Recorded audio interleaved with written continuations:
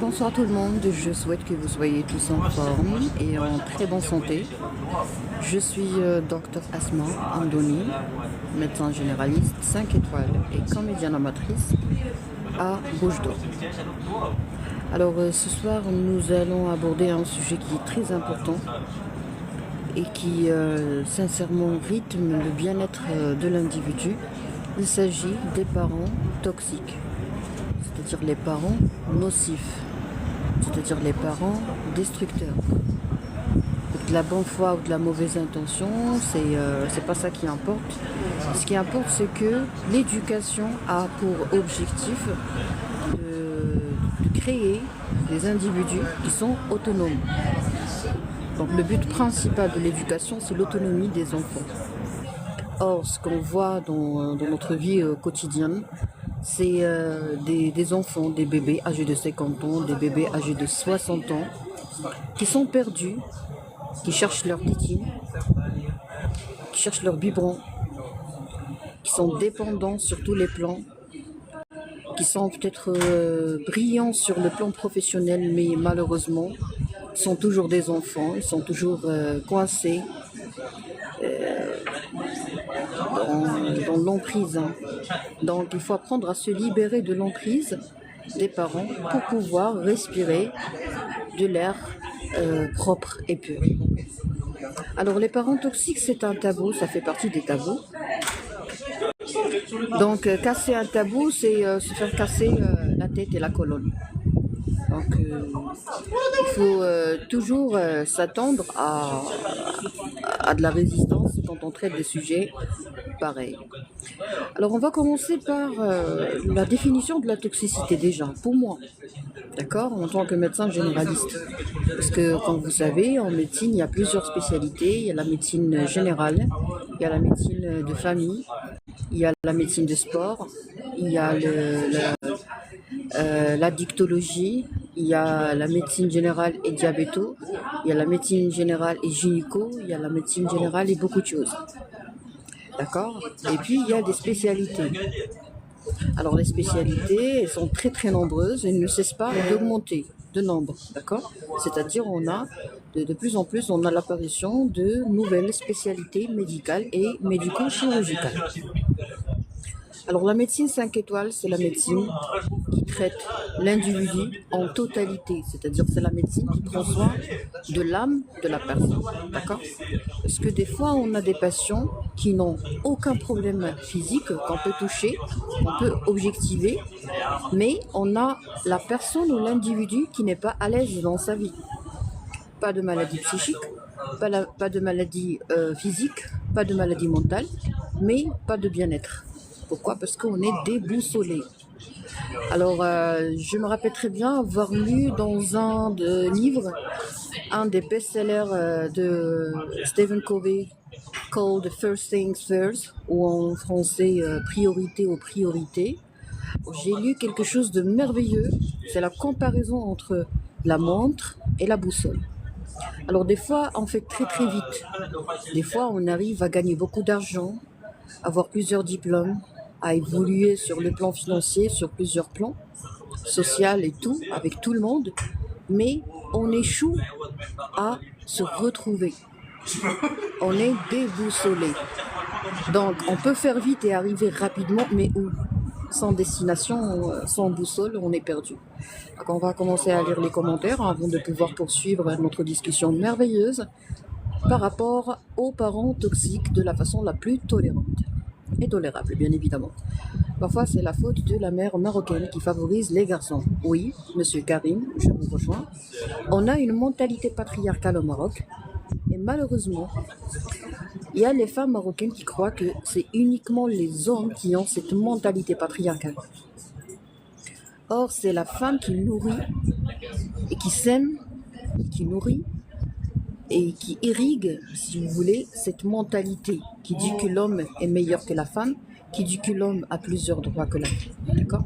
Malheureusement, c'est la maman qui crée ça, c'est la maman qui sème ça, c'est la maman qui arrose ça au quotidien et pendant des années. Et après, elle se plaint de la mentalité. Nous avons des désastres qui arrive suite à cette mentalité qui est mélangée des fois par l'esprit émancipé, immature et la mentalité patriarcale traditionnelle. Donc, on passe à un deuxième commentaire. That's true. D'accord.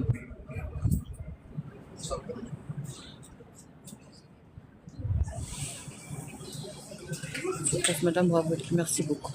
Très bien. Donc, on a dit que si on n'a pas de boussole, on n'ira nulle part.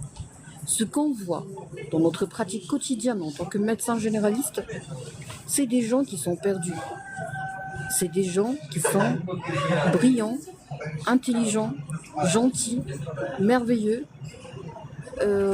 très intelligents sur le plan social avec les gens, qui excellent sur le plan professionnel. On voit des gens qui peuvent vraiment gérer des multinationales, qui peuvent gérer des boîtes de 1000 employés, mais malheureusement, c'est un petit bébé face à sa mère, ou un petit bébé face à son père, ou un petit bébé face à ses grands-parents, ou à ses oncles, ou à ses tantes. Alors pourquoi ce pseudo-masochisme? Pourquoi cet esclavage, si vous voulez? Pourquoi cette emprise? On appelle ça l'emprise. Bon, la nomination, ça diffère selon le cas. Donc ça, c'est la spécialité des psychologues et des psychiatres. Mais en médecine générale, on parle de quelqu'un qui est coincé, qui n'est pas libre, qui n'est pas autonome. On parle de quelqu'un qui ne peut pas prendre une décision librement. Alors les enfants qui ne peuvent pas vivre librement vont un jour devenir des hommes et des femmes, des mamans et des papas, qui sont toujours dépendants et qui sont bien loin d'être autonomes. Voilà ce qu'on voit dans la vie. Par exemple, si vous épousez quelqu'un qui avait des parents toxiques et qui ne s'est pas encore libéré de leur emprise, vous allez vraiment souffrir. Vous pouvez flipper, entre guillemets. Vous allez vraiment développer des maladies, des problèmes de santé, type addiction, dépendance à l'alcool, dépendance à plusieurs comportements ou produits. Et malheureusement, vous n'allez jamais pouvoir vous libérer de cette nouvelle prison, si vous voulez, conjugale. Pourquoi? Eh bien, tout simplement parce que vous ne vous connaissez pas. Donc, qui vous a empêché de vous connaître? Qui vous a empêché de jouir de la confiance en soi, de la beauté de la confiance en soi? Vrai. Merci de la connaissance. Pourquoi on est incapable de se sentir confiant, de se sentir libre? Parce qu'il y a les parents qui vous ont empêché de vous sentir libre. Alors la question c'est pourquoi? Est-ce qu'ils sont méchants? Est-ce que toxique équivaut méchant? Non, du tout. Toxique c'est toxique, méchant c'est méchant. Je m'explique. Comment se libérer de l'emprise par vous? Très bien. Ou des parents. Alors Sidi Karim, ça c'est une question qui est merveilleuse. On va essayer à faire de notre mieux pour répondre à votre question par toute une série qui s'appelle, que je vais nommer, ou qu'on va nommer ensemble, parents toxiques. Se libérer, c'est pas facile, on a besoin d'une équipe. C'est un travail qui va nécessiter des mois et des années, selon les cas. Et si on est intelligent sur le plan, je dirais, entre parenthèses, vie, si on découvre et si on s'acharne à comprendre la vie et surtout à admettre, on pourra accélérer. Parce que admettre, c'est la première étape de la guérison. Admettre, c'est la première étape du changement. Si par exemple, quelqu'un a été vexé ou traumatisé ou vient de perdre quelqu'un qui est cher, donc la première chose à faire, c'est d'admettre au moins 1 minute. J'ai lu ça dans un livre qui s'appelle, si je ne me suis pas trompée, Le pouvoir du moment présent. Vous savez que le bonheur, le bien-être se trouve où? Se trouve dans le moment présent. Et nous, on fait les mains et les pieds pour pouvoir nous retrouver au moment présent. Vous voyez? C'est ça en fait la réponse à votre question. Mais pour que je puisse vivre dans le moment présent, il faut que je fasse un très bon travail. Mais à l'aide de quelqu'un qui va m'aider, même si je suis médecin, même si je suis psychiatre. Donc recourir à quelqu'un qui est professionnel, c'est pas une honte, c'est pas de la faiblesse, c'est pas C'est pas un manque d'intelligence, non du tout, c'est un respect des spécialités et c'est le professionnalisme. Tes lives sont très intéressants. Ah, ils ne sont pas aussi intéressants que votre commentaire, si beau. Merci beaucoup, c'est gentil. La Sheima, qui n'est Sheima. Très bien, donc on disait quoi? On disait que est-ce que parent toxique veut dire parent méchant? Non, du tout. Je vais vous donner des cas de parents toxiques qui n'ont jamais été méchants, qui n'ont jamais été des pervers narcissiques, qui n'ont jamais été des manipulateurs. Ok, ils peuvent manipuler, mais qui n'ont jamais été des pervers ou des manipulateurs pervers narcissiques. Les parents qui font mal n'ont pas tous eu l'intention de faire mal à leurs enfants. Mais est-ce que ça pourrait justifier le fait que vous avez détruit la vie de vos enfants? Est-ce que le fait que vous soyez gentil et ne pas avoir eu une mauvaise intention ou une stratégie de destruction vous rend innocent? Non, du tout. Ça veut dire quoi? Ça veut dire que vraiment, il faut absolument faire très attention et se réveiller avant que ce soit trop tard. Méchant, est-ce que toxique équivaut méchant? Non, du tout. On va parler de certains cas de parents toxiques, d'accord, qui ne sont pas méchants. Numéro 1, les parents qui gâtent les enfants. Il y a des parents qui gâtent un enfant. Il y a des parents qui gâtent tous les enfants. D'accord? Alors là, il y a une grande question qui se pose. D'accord? Pourquoi vous gâtez les enfants? Ça, c'est une très bonne question. Le sujet est les parents toxiques. Oui. Alors, pourquoi vous gâtez les enfants? Il faut répondre à cette question par écrit chez vous avant de venir chez votre médecin. Tous les parents au Maroc qui gâtent leurs enfants sont des parents qui sont en train de détruire leurs enfants. Pour moi, j'ai une citation propre à moi qui dit que un enfant gâté et un adulte raté. Voilà. Je ne vais jamais changer d'avis.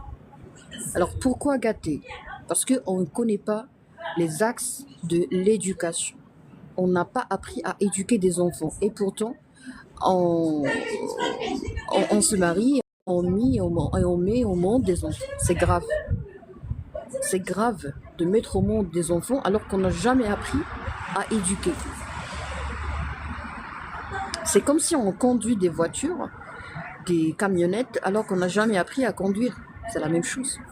On n'a pas appris à conduire une famille et pourtant on s'amuse à fonder des familles. Pardon. Est-ce que c'est normal? C'est pas normal. Est-ce que c'est logique? C'est pas logique. D'accord? On n'a pas appris à gérer quelque chose et on le gère.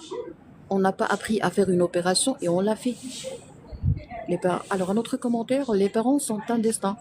L'émancipation et la guérison sont un choix. Bravo, ça c'est beau. Par contre, je vais épargner votre commentaire, Sidi Ahmed, parce que ce que vous dites est très sage.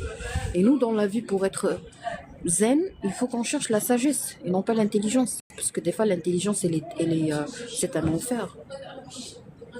Monsieur Ahmed a dit que les parents, ça veut dire, on ne choisit pas nos parents, c'est le destin finalement. Bah oui. Pour les gens qui ne croient pas au destin, on n'a pas le choix. Vous êtes né, vous avez des enfants, vous avez des parents. D'accord? Mais il a dit que l'émancipation et la guérison sont un choix. Donc, il y a des choses qu'on ne choisit pas. Il y a des choses qu'on peut vraiment apprendre à réagir. D'accord? Oui, c'est carrément le destin. D'accord. Alors, si on admet, revenons maintenant à admettre ou pas. Alors, si on admet quelque chose, on réduit, on ridiculise, on minimise la résistance. Et plus on réduit la résistance, plus on se sent à l'aise, on peut respirer tranquillement. Alors, les parents, est-ce qu'ils n'auraient pas dû, ils auraient dû, ils n'auraient pas dû? Ce sont des questions, ce sont des phrases, ce sont des idées qu'on doit absolument enterrer et détruire. Il ne faut jamais se dire on aurait pu faire ça, ils auraient dû faire ça, on n'aurait pas dû faire ça. Ça, il ne faut jamais en parler. Parce que ça n'a aucun sens. Ça n'a aucun sens. Hein? Le regret, le remords, déjà le regret, ça ne doit pas exister. On a échoué, on apprend. Leçon. Alors vous êtes né, vous êtes trouvé dans une famille. D'accord? Il y a des gens qui sont en train de s'auto-saboter, de s'auto-détruire, mais ils ne sont pas encore arrivés au stade de prise de conscience, qui sont victimes de parents toxiques. D'accord? Il y a des gens qui ne savent même pas qu'ils sont en train d'être manipulés par les parents malades. Malheureusement, les parents, on ne peut même pas leur dire que vous êtes malade, parce que c'est haram, c'est chouma, c'est interdit en islam. D'accord? Donc, il y a des gens qui ne sont pas encore arrivés au stade de prise de conscience, hein, d'éveil, voilà, ils sont toujours hypnotisés par la toxicité des parents. Il y a des gens qui sont conscients de ce qui se passe, ils sont conscients de la toxicité des parents, de la gravité de la destruction familiale, mais ils ne peuvent rien faire. Et puis, on a des gens qui veulent changer les choses. Et les pauvres, soit ils sont accompagnés, soit ils ne sont pas accompagnés. Alors il faut être intelligent. L'intelligence, c'est pas mathématique. L'intelligence, c'est calculer les pour et les contre. L'intelligence pour sortir d'une emprise, c'est ne pas tout perdre. Je m'explique. Wow, un très bon sujet, top. Merci beaucoup, Sidi Hamidou. Alors, vous avez découvert à un certain moment, d'accord, à un certain âge, que vous avez des parents toxiques. Est-ce que vous devez quitter vos parents, quitter la maison? Non, ça c'est pas une réponse. Est-ce que vous devez couper le lien avec les parents? Ça, je le vois dans les lives et malheureusement, ça écœure. Parce que moi, en tant que médecin, je sais que les choses ne se traitent pas ainsi. Je sais que même si on coupe les liens avec les parents, on ne va jamais se libérer de l'emprise. Je sais que même la mort ou le décès des parents, ça ne libère pas les enfants. Parce qu'on traite en médecine des gens qui sont toujours esclaves de leurs parents déjà décédés. Vous voyez? Merci, Manaï. Donc même le décès ne vous libère pas de vos parents, de l'emprise des parents. Cela veut dire que la distance ne va pas faire cette tâche. Donc il n'y a pas de traitement, je dirais, instantané. Genre j'appuie sur un bouton et puis je vais me libérer des parents. Non, du tout. Réveillez-vous, détrompez-vous s'il vous plaît. C'est un travail colossal, multidisciplinaire, qui nécessite une prise en charge vraiment multidisciplinaire. Il y a des médecins généralistes, il y a des psychiatres, il y a des psychothérapeutes, il y a des hypnothérapeutes qui font un travail merveilleux, d'accord, pour pouvoir d'abord retrouver la paix. Mais si on fait par exemple la confrontation, chose qui a détruit plusieurs familles, confronter ses parents au Maroc par exemple, dans la société arabo-musulmane, c'est la destruction. On va tous vous larguer, on va tous vous ajourner, on va tous vous détester si vous voulez. Vous allez rester seul, comme un loup. Il ne faut pas faire la confrontation au Maroc, il ne faut pas faire la confrontation avec les parents dans une société arabo-musulmane. Vous allez détruire, au lieu de bâtir, vous allez détruire. Alors là, si vous permettez, je vais me permettre de partager avec vous une petite astuce merveilleuse en cas de parents découverts de parents toxiques. C'est une erreur que les gens ne doivent pas faire. Et en même temps, on va parler de certains cas, si on aura du temps. Mais avant ça, il faut que je m'arrête pour lire vos commentaires, parce que c'est très important. Pourquoi? Parce que c'est notre premier épisode de notre série Parents toxiques. Et je vais en profiter pour faire une réunion avec vous. Comme ça, on va se mettre d'accord. Et puis, je pourrais, par exemple, donner des petites explications. Il fait très froid. De petites explications sous forme de vidéo. Et ça va vous faciliter la tâche. Parce que je sais que dans les lives, je développe beaucoup de choses. Et sincèrement, je ne me sens pas très performante en matière de live. Parce que je suis spontanée. Et je pense, je peux me tromper, je pense que dans une vidéo, les choses vont être très concises et bien faites. Donc ce soir, c'est une réunion pour se mettre d'accord sur les points à traiter, à respecter, à éclaircir. Mais je rappelle que je suis médecin généraliste. Donc, si vous avez besoin de plus d'informations très spécialisées, il faut recourir à quelqu'un qui est spécialisé en matière de psychiatrie, de psychothérapie, d'autres thérapies comme l'hypnose et autre chose. Alors, commentaire de Madame Chen. J'ai une famille maternelle, autoritaire, et j'essaie de casser ce cercle vicieux avec ma famille. Bravo. Alors là, vous abordez le sujet du schéma répétitif d'une génération à l'autre. On dit toujours que, une belle citation que j'aime, on dit que les parents ne sont pas vierges en matière d'éducation. Ils ne font que transmettre ce qu'ils ont appris. Tant qu'au Maroc, on n'a pas d'institut de préparation du candidat au mariage, alors on aura toujours des malades. Des malades, on dit, c'est comme, par exemple, on a iPhone 6, iPhone 7, iPhone 8. Donc, on a psychopathie, par exemple, d'une génération X, psychopathie X plus 1, psychopathie X plus 2. Les malades mettent au monde d'autres malades. Les psychopathes mettent au monde d'autres psychopathes. Les gens qui ne sont pas confiants mettent au monde des enfants qui ne sont pas confiants. Les manipulateurs mettent au monde des manipulateurs. Donc, il faut absolument apprendre à mettre en évidence ce schéma répétitif. C'est bien de le briser, c'est bien de casser ce cercle, mais je pense que c'est très important de recourir à un professionnel. D'accord ? Je souhaite de tout mon cœur qu'un jour on pourra apprendre ça à l'école. Et je souhaite de tout mon cœur que l'État puisse créer un institut pour former les parents. C'est très important ce que je dis. Alors, Madame Cheima, vous avez mis un diagnostic. C'est que la famille maternelle a été autoritaire et vous avez hérité ça. Donc, vous avez décidé de casser tout ça et de ne pas le transmettre à une autre génération, notamment votre fille.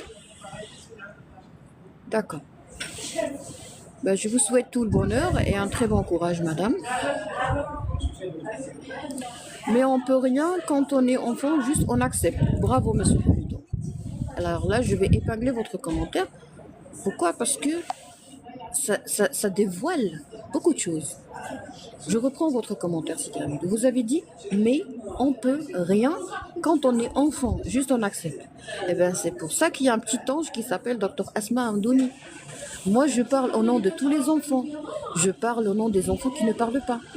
Aujourd'hui, j'ai une petite victime d'un divorce déchirant. Le papa ne veut pas la voir. Non, le papa a des conflits avec la maman. Et la maman ne cesse pas de répéter devant elle que le papa ne veut pas la voir. Et la fille, elle a un regard catastrophique. Catastrophique. Elle me regarde comme si elle me dit au secours. Mais c'est bizarre, une fille qui a à peine 6 ans, si je ne me suis pas trompée, qui n'arrive pas à sourire. Et la maman, elle est très froide. La maman, elle a besoin de voir un psychiatre. Mais au Maroc, si on dit à la dame, madame, vous êtes fatiguée après le divorce, je pense que ça va être très difficile pour vous de discuter avec un médecin psychiatre, avec un psychologue. Elle me dit, non, je n'ai rien. Donc elle est violente avec la fille, elle n'est pas aimante, elle n'est pas douce. Écoutez, moi ça me fait mal au cœur de voir des mamans qui ne sont pas douces. Mais c'est anormal. Les femmes, elles sont par défaut douces. Alors moi, la fille en fait, j'aurais bien aimé l'adopter, carrément. Pourquoi ? Parce que je vois que la maman elle est malade. Quelqu'un qui n'a pas été suffisamment aimé par les parents ne pourra pas aimer. Quelqu'un qui a été rejeté par le conjoint ne peut pas aimer. Donc les hommes marocains, vous devez comprendre que si vous n'aimez pas la maman ne va pas aimer les enfants. Alors si vous êtes très très dur avec la maman elle va pas aimer les enfants. Si vous êtes gentil avec une maman qui est manipulatrice, c'est vous qui sera la victime. Ça veut dire quoi ? Ça veut dire qu'on ne doit pas être malade et on ne doit pas épouser les malades. Donc, il faut lutter contre la maladie. 48% des Marocains ont déjà eu un problème de santé psychique et mentale, tout type confondu. C'est grave, c'est alarmant, c'est désolant. C'est horrible. C'est affreux. La moitié de la population est malade et en plus on continue à se marier, à divorcer, se marier, divorcer. Non, non, je suis désolée. Non, vous passez le concours, vous faites une formation avant le mariage. Vous n'avez pas le droit de divorcer. Moi j'ai vu la fille, elle allait flipper. Et la maman, elle parle devant elle, les femmes marocaines. Après le divorce, vous ne cessez pas de déformer et de détruire l'image du conjoint face à vos enfants parce que vous n'avez pas une forte personnalité. Voilà. Une réponse qui est vraiment très très sage et très courte. Toute personne qui n'a pas une forte personnalité, toute personne qui n'est pas confiante, c'est une personne qui est capable de détruire l'image de l'autre. Que ce soit un voisin, un ex, une camarade, une amie, une ancienne amie, un concurrent. Détruire l'image de l'autre, c'est très, très weak, c'est très faible. D'accord? Donc vous avez dit, monsieur Hamidou, que quand on est enfant, on peut rien en fait. Voilà, vous avez bien décrit les choses, on peut rien faire. Donc qu'est-ce qu'on fait? On tolère. Tolérer durant l'enfance, c'est réprimer la colère. Réprimer la colère, c'est avoir une colère refoulée ou réprimée. Et la colère réprimée au stade, à partir du stade préadolescent, adolescent, elle va commencer à s'exploser. Et si elle ne s'explose pas, on aura des enfants les brillants de la classe. Comme a dit Jack Ma, il a dit « Je ne veux pas que mes enfants soient les premiers de la classe, je veux qu'ils fassent autre chose à part l'école, à part les leçons et les études et les cours. » Et il a parfaitement raison. Les enfants qui sont brillants, il faut toujours se demander pourquoi ils sont brillants déjà. Pourquoi ils veulent tous être le premier? Ah ben tout simplement parce qu'ils n'ont pas d'amour inconditionnel. Ils cherchent à être appréciés, ils cherchent à être applaudis. Ils sont perdus. Donc ils refoulent davantage la colère qu'ils ont, la peur, le sentiment d'infériorité, le sentiment qu'ils ne sont pas acceptés comme ils sont, d'une façon sans condition. Et puis, on peut différer le rendez-vous, si vous voulez, ou la date de l'explosion. Parce que c'est pas normal. Rien ne se perd, rien ne se gagne, tout se transforme.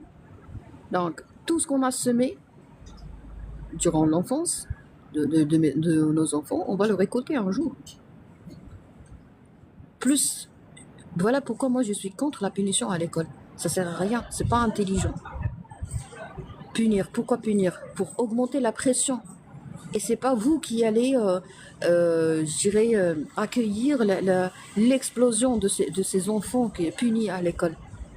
C'est la société qui va devoir amortir à son rythme l'explosion de toutes ces pressions,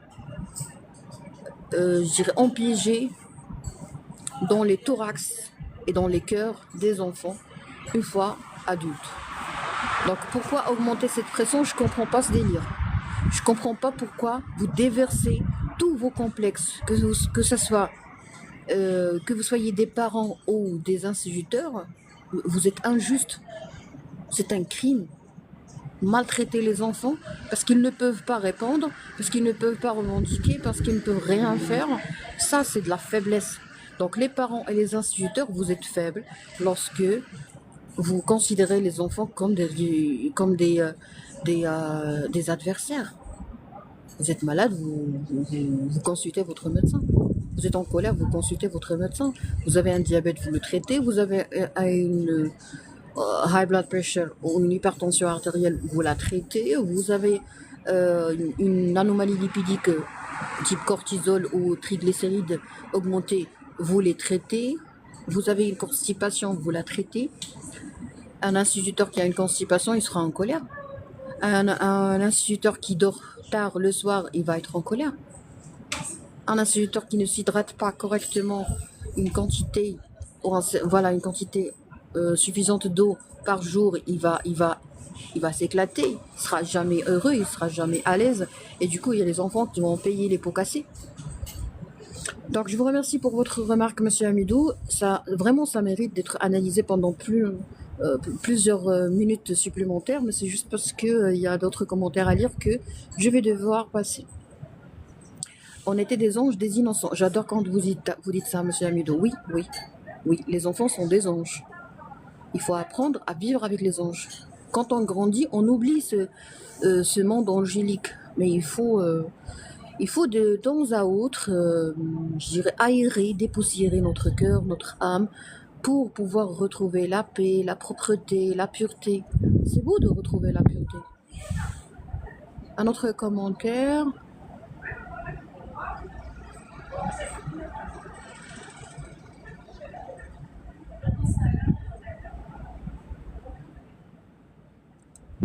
Vous êtes une femme sage mais très sauvage.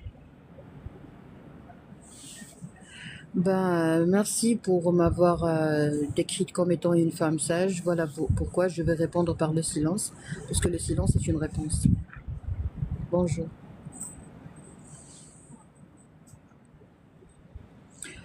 Merci Danvito. Exactement.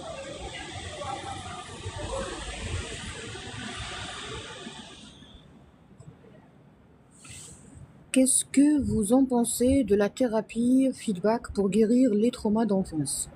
Alors, je vais être très honnête, madame, ce n'est pas ma spécialité, je comprends pas très bien ce que vous voulez dire par feedback, mais je vais essayer de partager avec vous ce que je sais par rapport au feedback de traumas d'enfance. Alors, les traumas de l'enfance, c'est quoi déjà? Allez, on va lire tous les commentaires et je vais prendre mon temps à répondre à votre commentaire. D'accord? Très bien. Donc, on va reprendre votre commentaire. Qu'est-ce que vous en pensez de la thérapie feedback pour guérir les traumas de l'enfance? Je vais être très honnête. Alors, moi, je suis médecin généraliste et mon travail, c'est quoi? C'est arriver ou avoir comme but d'arriver à zéro trauma de l'enfance dans la société où je travaille. D'accord? Merci de votre réponse. Merci. Échec et maths, c'est ça. Très bien. Alors, comment peut-on traiter quelqu'un? Il y a, en médecine, on a 3 rôles, on a 3 objectifs, on a 3 devoirs. Sauver, traiter et prévenir. Je sauve les enfants. Je sauve les enfants intérieurs au fond des hommes et des femmes, par exemple déjà mariés, qui sont en train de détruire leur famille tout simplement parce qu'ils ont été victimes de traumas durant leur enfance. Et puis, je traite. Et puis, je préviens. Sauver, traiter et prévenir. Alors, dans la prévention, on a trois grades. On a la prévention primaire, la prévention secondaire et la prévention tertiaire. Ça, c'est notre devoir, nous les médecins généralistes. Alors, c'est quoi une prévention primaire? C'est d'éviter la survenue du problème. C'est-à-dire que le problème n'est pas là, mais nous, on ne veut pas que les citoyens, on ne veut pas que les gens en souffrent. D'accord? Donc, prévention primaire, le problème n'est pas là.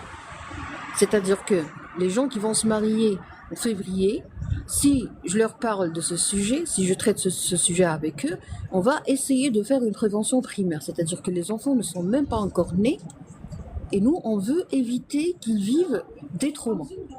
On a prévention secondaire. La prévention secondaire, c'est que le problème est là, il est là. Mais il est sous-diagnostiqué ou il n'a jamais été connu. Par exemple, c'est ce qu'on appelle, nous, le dépistage. Bonsoir. Le dépistage, ça veut dire quoi? Ça veut dire qu'il y a le problème et il est caché.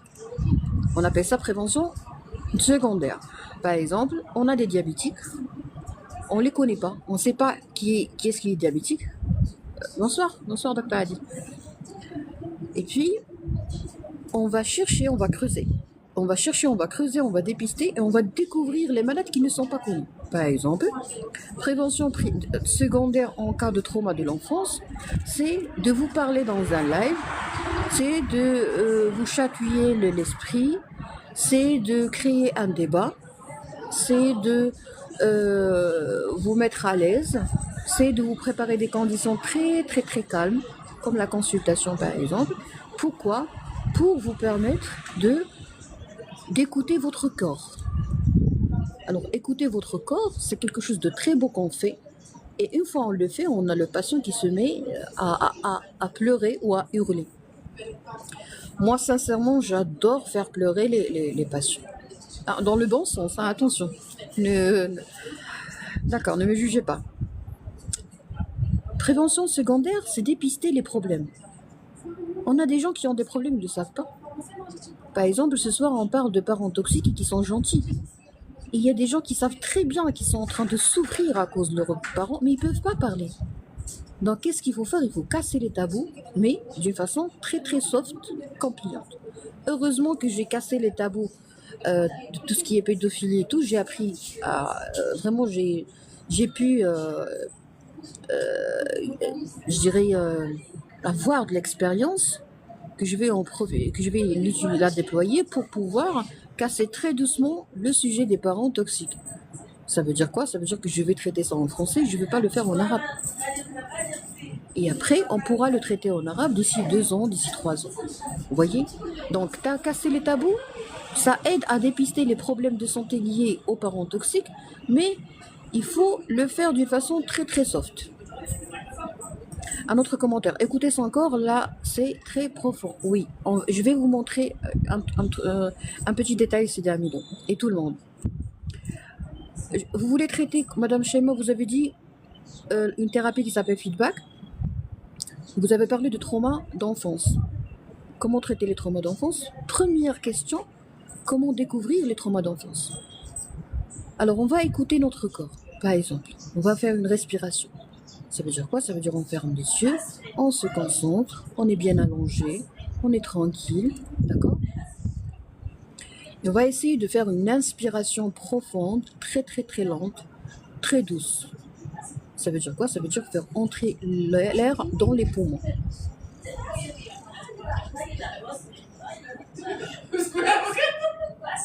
Et puis, on va expirer par la bouche de façon très très très douce.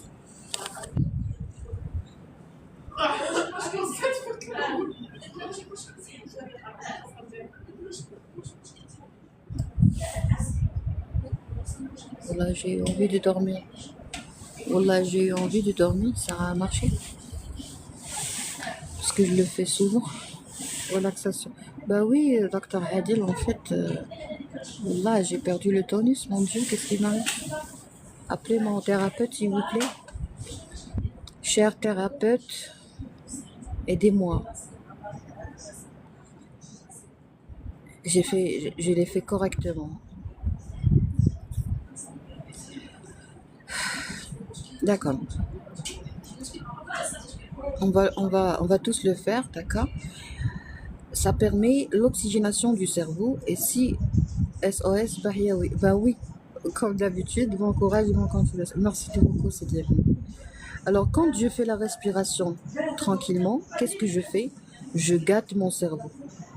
Comment peut-on gâter le cerveau? C'est par l'oxygène, l'eau, bon sommeil et activité sportive et le rire. L'humour et le rire. Donc, on va faire une chose très importante. Si on fait la respiration tranquillement, et après, on va se concentrer sur les battements du cœur, qu'est-ce qui va arriver à notre corps? Eh bien, il va se relaxer et tous les muscles vont se relâcher. Alors, quand j'oxygène correctement et suffisamment, j'irrigue bien mon cerveau en matière d'oxygène, qu'est-ce qui se passe? Eh bien, je commence à sentir mon corps. Par exemple, si je vous dis, fermez les yeux, respirez tranquillement, très doucement et concentrez-vous sur le gros orteil. Avez-vous déjà fait ça? Avez-vous déjà essayé de vous rendre compte que vous avez un gros orteil? Il y a quoi sert, je peux le bouger et je peux sentir par exemple les chaussettes, mes baskets. C'est beau ou c'est pas beau? Oui, bien sûr. Très bien. C'est beau ou c'est pas beau? C'est beau. Imaginez, on est des êtres humains, on a plusieurs parties dans notre corps et on n'a jamais fait la gratitude. Comment peut-on arriver au stade à un certain niveau de bien-être si on ne se connaît même pas, si on n'a jamais écouté le corps, si on n'a jamais écouté, par exemple, mettez votre main sur la face antérieure de votre cuisse et essayez de toucher votre cuisse. Avez-vous déjà fait ça? Je parle pas de votre partenaire, je parle de vous. Avez-vous déjà fait ça? Et innocemment, hein, c'est Ramadan. Et les imbéciles là-bas derrière, comme a dit le prof. Non, non, je plaisante. Hein. Écoutez, vous n'êtes pas sensible si je dis... si de temps à autre, ça m'échappe comme ça, des imbéciles. Bon, je demande pardon. Donc, si on touche... mettez juste la main sur votre cuisse. Si vous mettez la main sur votre cuisse, et essayez de sentir votre main. C'est bizarre, non? C'est bizarre, vous avez la capacité de sentir qu'il y a un autre corps sur votre peau. C'est-à-dire que vous avez une peau... c'est sacré, c'est un cadeau, c'est merveilleux, c'est miraculeux de sentir. Il y a des gens qui n'arrivent pas à sentir, qui n'ont pas de touch, pas de contact, ils ne connaissent pas cette expérience sensuelle, merveilleuse, sensitive, merveilleuse. D'accord? Donc ça, c'est connaître l'innervation. C'est grâce à l'innervation qu'on peut sentir ça. Donc ça, c'est beau, c'est la beauté. Voilà comment peut-on découvrir la beauté des choses et écouter notre corps. Ça, c'est juste un petit aspect. Alors, la prévention secondaire, c'est qu'on a des traumas et on ne les connaît pas. Il y a des gens, par exemple, qui refusent d'admettre et d'accepter, d'en parler déjà, de parler de traumas d'enfance ou de parents toxiques.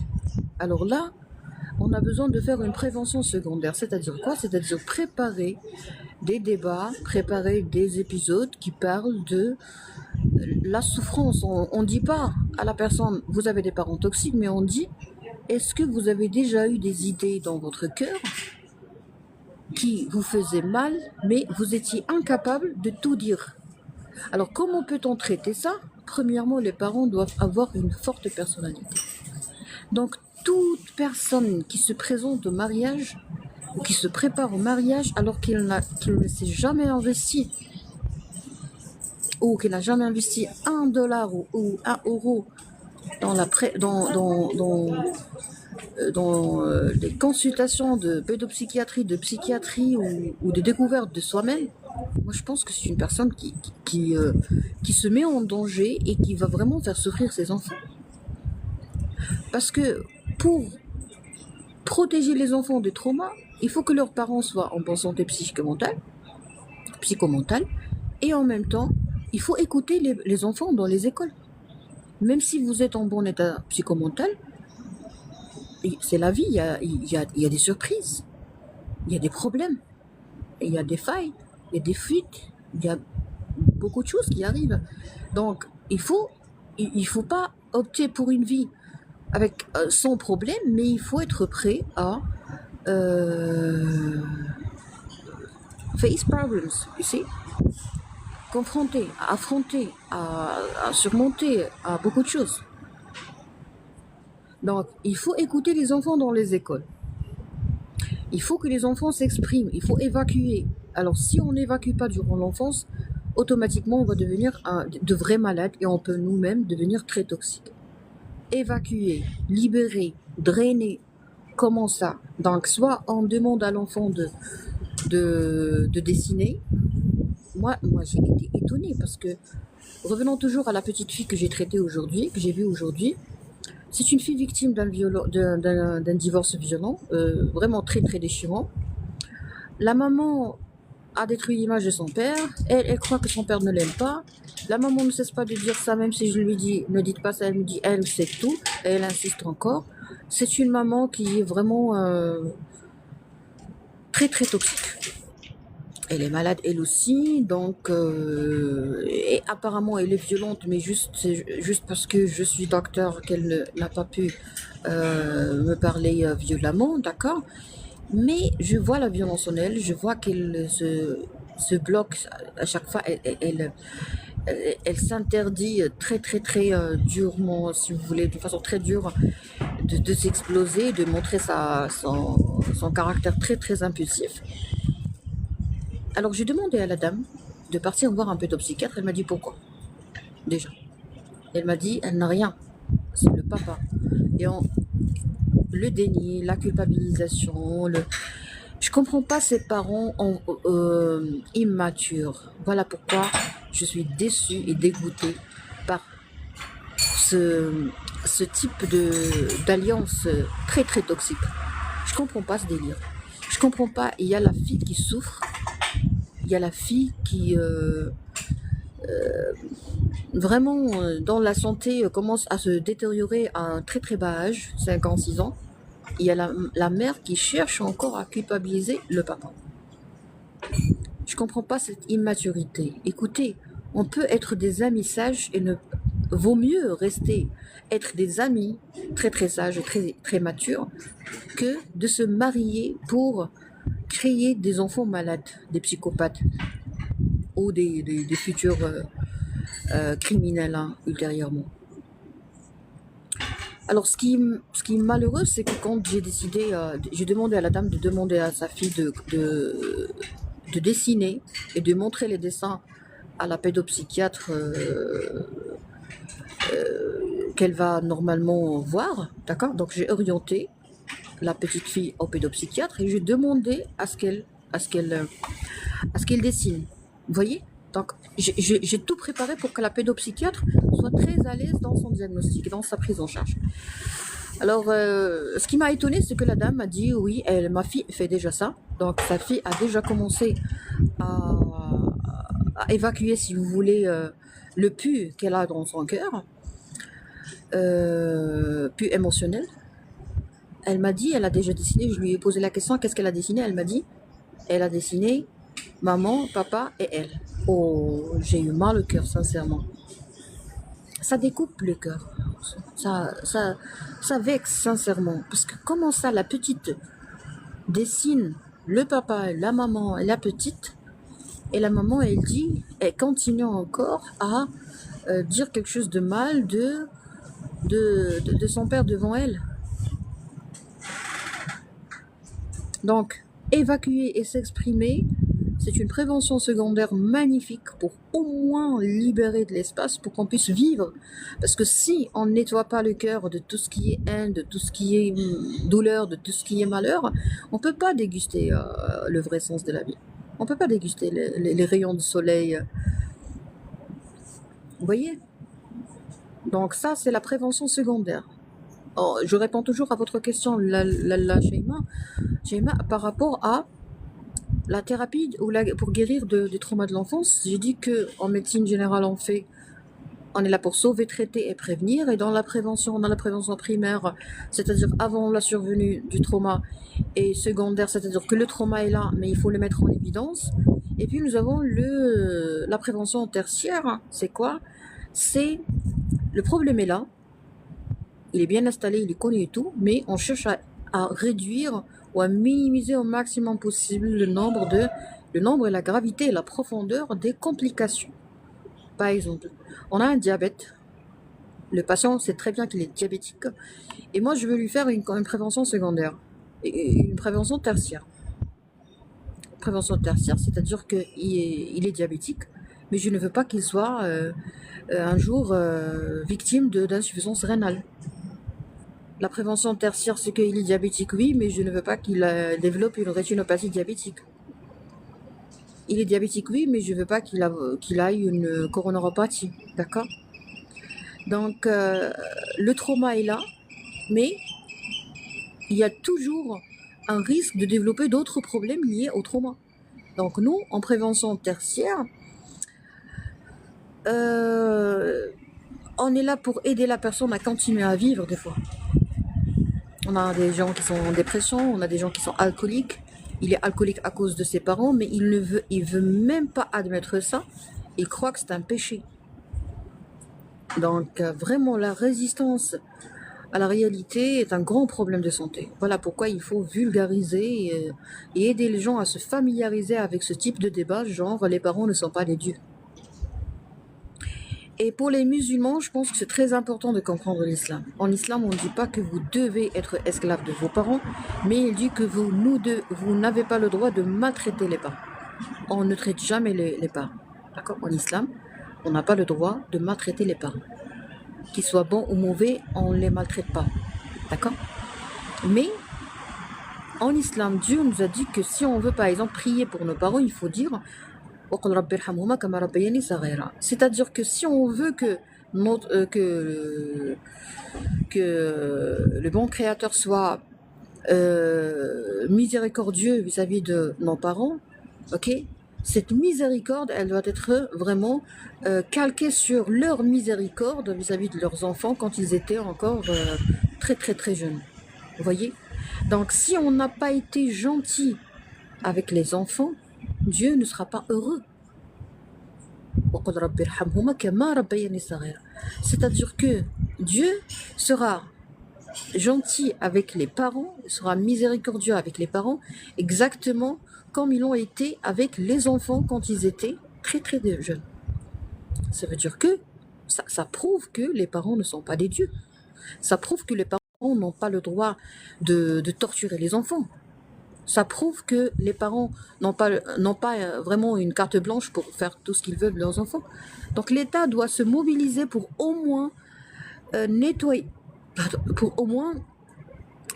l'esprit des enfants. Je parle des enfants intérieurs, au fond des gens âgés de 60 ans, 50 ans, 30 ans. Vous voyez? C'est bizarre. Et le comble, je vais lire les commentaires tout de suite. Le comble, c'est quoi? Merci, Bibiche. Le comble, c'est quoi? Le comble, c'est que si on parle de ça, on peut perdre tous les contacts avec toute la famille. Donc, pour traiter, il faut toujours chercher d'abord, et on a besoin d'une équipe, déjà. Le médecin généraliste, le psychiatre, le psychologue, l'hypnothérapeute, psychothérapeute, le coach sportif, diététicien nutritionniste, les acteurs, les artistes, hein, parce que des fois on a besoin de faire, on a toujours besoin de faire quelque chose d'artistique, d'accord? L'art thérapie, les plantes et tout, la nature, le contact avec la nature, serrer un arbre, mais où? Où? Ici à Bouche d'Or, je veux juste serrer un arbre. En fait, il y a des arbres partout, mais je ne peux pas les serrer. Il faut vraiment partir très très loin pour qu'on ne dise pas que je suis folle. Donc si au moins à la télé, on dit que il faut serrer les arbres, et si on n'a pas beaucoup de frustrés dans la société, parce que peut-être que vous essayez de serrer un arbre et les gens ils vont se dire elle a besoin d'un câlin, donc il y a quelqu'un qui va me serrer de l'arrière. Vous voyez? Donc qu'est-ce qu'il faut faire? En fait, il y a beaucoup de problèmes de santé. Il y a beaucoup de complexes dans la société. Vous voulez serrer un arbre, un frustré, il va te violer. Il va te dire, viens ma chérie, je peux te serrer à les haoujik. Vous voyez? Très bien. Voilà, donc je sais que j'ai pas répondu à votre question exactement, la thérapie, est-ce que ça guérit ou pas, mais j'ai partagé avec vous ce que je dois dire, c'est qu'en médecine générale, on fait le traitement, sauvetage, prévention, et tout ça c'est très important pour que les choses soient, on doit assurer le bon encadrement, le bon raisonnement, pour pouvoir assurer et s'assurer de la guérison. Parce que pour guérir, il faut avoir une bonne fondation. La bonne fondation, c'est le raisonnement médical. Le raisonnement médical, c'est d'être sage et de traiter d'une façon qui est très très très relative. Qui est très individuelle, qui est très personnalisée. Alors, la confrontation, en 2 mots. Confronter dans une société arabo-musulmane, c'est la guerre. Vous faites la confrontation, vous faites la guerre. Par exemple, vous avez été victime de parents toxiques type pédophile, inceste. Vous dites à votre papa ou votre maman ou votre oncle, votre cousin, je sais pas moi, ah là ce que tu as fait, alors, ou un parent a gardé le silence face à un abus, donc vous voulez faire la confrontation, vous allez détruire toute une famille qui n'est pas émancipée, une famille qui est déjà toute complexe, une famille qui est déjà arriérée. Donc si vous avez une famille arriérée, arrêtez de penser à la confrontation. Il faut se libérer, il faut se protéger. Oui, on fait la confrontation, mais autrement. Genre, il faut d'abord tracer les limites. Par exemple, moi, en tant que médecin généraliste, j'ai aidé plusieurs patients. Comment ça? On part chez le psychiatre, on part chez le psychologue, on fait les thérapies, on part chez des grands professionnels, mais on ne partage pas tout. Donc la consultation à domicile nous permet de connaître le vrai problème et de traiter de la bonne façon. Exemple, vous n'avez pas d'intimité chez vous, vous n'avez pas une chambre propre à vous, vous n'avez pas un placard propre à vous, dielkom, d'accord? Automatiquement, vous n'allez jamais guérir.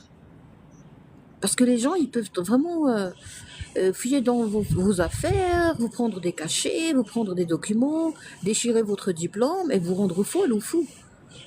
Et à ce moment-là, vous allez vraiment nécessiter l'intervention d'un psychiatre parce que vous êtes devenu fou, mais vous n'êtes pas fou. Vous êtes une personne victime de parents toxiques qui ont déchiré votre diplôme, par exemple. Donc, si on déchire le diplôme de quelqu'un, automatiquement, il va devenir fou. Il ne sait pas qu'il peut très bien retirer une autre copie du diplôme, il ne savait pas, il ne le sait pas.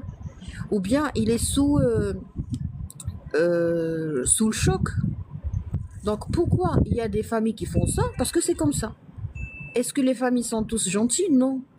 Est-ce que les parents sont tous gentils? Non. Est-ce que tous les parents peuvent déchirer les diplômes de leurs enfants? Non. Donc, on n'a pas le droit de généraliser. On n'a pas le droit de dire à quelqu'un t'es mauvais ou t'es pas mauvais. On ne juge pas. Il est mauvais ou il crie, il se contrôle pas, ben, il faut demander qu'est-ce qui se passe. Premièrement, par exemple, il met les affaires, il les trouve pas, il les retrouve pas. Il met les lunettes, il les retrouve pas. On casse les lunettes de son fils pour montrer aux gens que son fils est malade, alors qu'il n'est pas malade. Mais on lui a cassé les lunettes alors qu'il est myope. Vous voyez? Alors, ce sont des criminels. Hein. Il y a des parents qui sont vraiment des manipulateurs pervers narcissiques, stade ou grade criminel. D'accord. Pardon, j'ai trop bavardé, mais je voulais juste partager avec vous une bonne dose. Et après, on va lire les commentaires. Alors, je fais la gratitude très souvent. Bravo, Madame Chen. Vous avez trouvé le chemin, le bon chemin.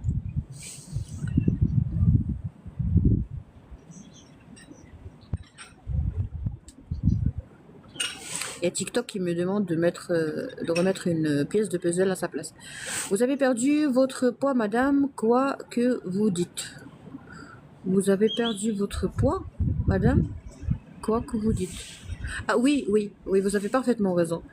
Alors voilà, il faut, comme a dit Feu Hassan II, que son âme repose en paix, il a dit, ne perdez pas votre temps à avancer des arguments de bonne foi face à des gens de mauvaise foi. Et des fois, ça crée des problèmes. Non seulement on va rien récolter, mais ça crée des problèmes. Faire la confrontation, c'est...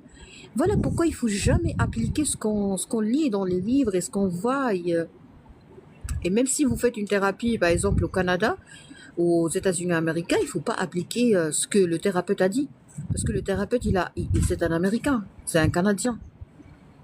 Par exemple, il me demande de faire une confrontation, ben, il doit connaître la société marocaine. D'accord? Tout doit être personnalisé. C'est vraiment beau, un dialogue avec nos organes, c'est au-delà, vraiment. Oui, bravo. Tactile sensitive. Oui, docteur, merci.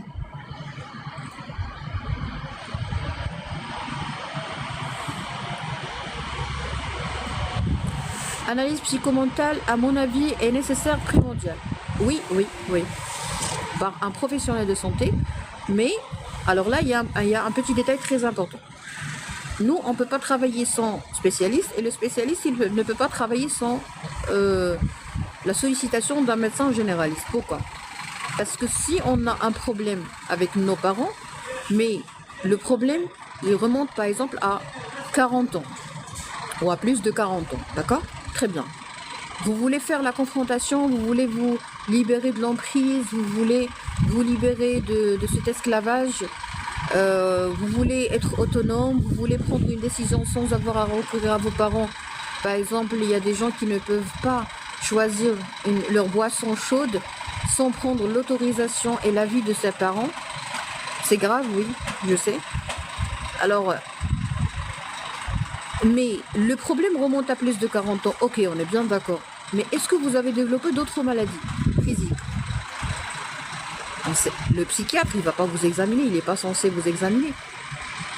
Vous avez un diabète, vous avez une insuffisance hépatique, vous avez une hépatite éthylique, vous avez une hépatite médicamenteuse. Voilà pourquoi il ne faut jamais prendre des médicaments sans ordonnance depuis les pharmacies, près des pharmacies. Malheureusement, les vendeurs dans les pharmacies ils commettent une grosse bêtise. et une population qui n'est pas sainement cultivée sur le plan médical ne sincèrement ne fait pas attention à ce crime. Donner un médicament, c'est tuer un rein, c'est tuer un foie, c'est tuer l'immunité. D'accord? Donc nous, on sait rien. Vous partez chez le psychiatre, vous lui dites je veux me libérer de l'emprise de mes parents. Ok. Mais vous avez une phlébite. Vous avez un vaisseau qui est bouché. Vous avez un rhumatisme articulaire aigu. Vous avez une sciatalgie, vous avez une hernie discale, vous avez un glaucome, vous avez une otite répétitive, vous avez un eczéma, vous avez une maladie cœliaque. Donc c'est anormal de partir chez le psychiatre pour lui dire je veux me libérer, devenir confiant. Mais c'est anormal, vous avez un trouble digestif, vous avez de la constipation. Comment peut-on être confiant alors qu'on a de la constipation? Moi maintenant je veux uriner. Ah, c'est beau de parler en français, hein. Je peux dire ce que je veux. J'ai eu peur à un certain moment, j'ai dit je veux uriner et j'ai eu peur. Moi maintenant je vais uriner. Est-ce que je suis aussi confiante que je l'étais au début du live? Non. Je suis pas à l'aise, il fait très froid, je dois uriner, je dois partir. Vous voyez? Il faut être à l'aise. Avant de partir chez le psychiatre, si c'est pas urgent bien évidemment, il faut être à l'aise. D'accord.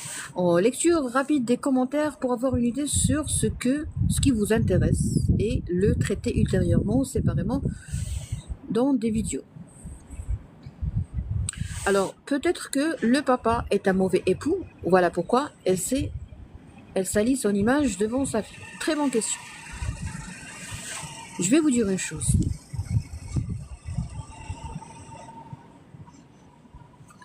Attendez s'il vous plaît. Je vais épingler et là, on va les rappeler. Aïe aïe aïe. Pas vraiment une maman toxique, mais une maman triste et épuisée. Oui. On ne va jamais savoir. Oui. Aseptiser son environnement est quasi impossible. Développer son immunité psychologique est faisable. Bravo. On ne peut pas changer, on ne peut pas avoir une famille zéro bactérie. Pourquoi vous jugez la maman? Je ne juge personne. J'ai un enfant, c'est l'enfant qui est mon patient. Donc nous, on traite un patient d'abord. Et puis on traite sa famille. La petite, elle voit que la maman détruit l'image de son père. Et la petite, elle va être vexée. Donc pourquoi ne pas faire une prévention primaire? Elle a été traumatisée par le divorce. Et on va la traumatiser davantage. Je comprends pas. Qu'est-ce que je vais gagner? Rien. Que de la torture.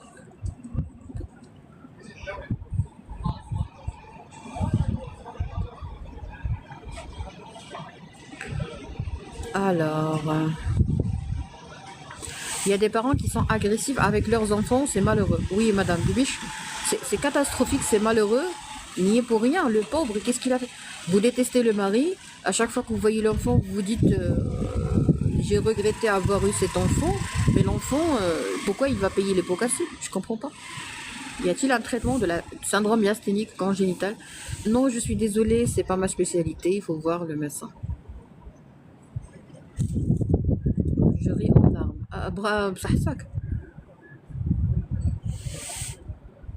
Alors, je vais vous dire une chose très importante. Moi, je suis docteur Asma Hamdouni. D'accord? Je suis une femme très respectueuse. D'accord? Je vais arrêter. Madame Nadia, je vais lire votre commentaire. Quelle est la raison dont on ne peut pas se souvenir de son enfance ni d'autres phases de sa vie? Notre corps s'en rappelle très bien. On peut même développer une tumeur à cause d'un trauma de l'enfance. On peut développer une tumeur bénigne type fibrome à cause de ça. On peut avoir une maladie dysimmunitaire, une connectivite à cause de ça. Les maladies idiopathiques ou les maladies dont l'étiologie n'est pas connue, la cause n'est pas connue, peuvent être expliquées par ça. Le psoriasis, beaucoup de choses. Donc le corps, il s'en rappelle très bien. L'hypnothérapie peut nous aider à s'en rappeler. Mais le Dieu veut qu'on puisse survivre, voilà pourquoi on peut faire ce qu'on appelle l'évitement. Mais l'évitement peut être suivi ultérieurement par une phase qui s'appelle la reviviscence. C'est-à-dire qu'il est là.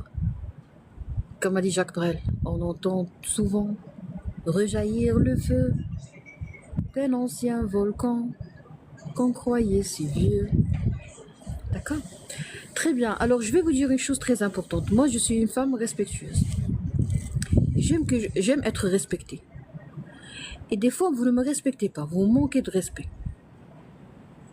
Je sais que vous n'êtes pas des diables. Mais des fois, vous manquez de respect.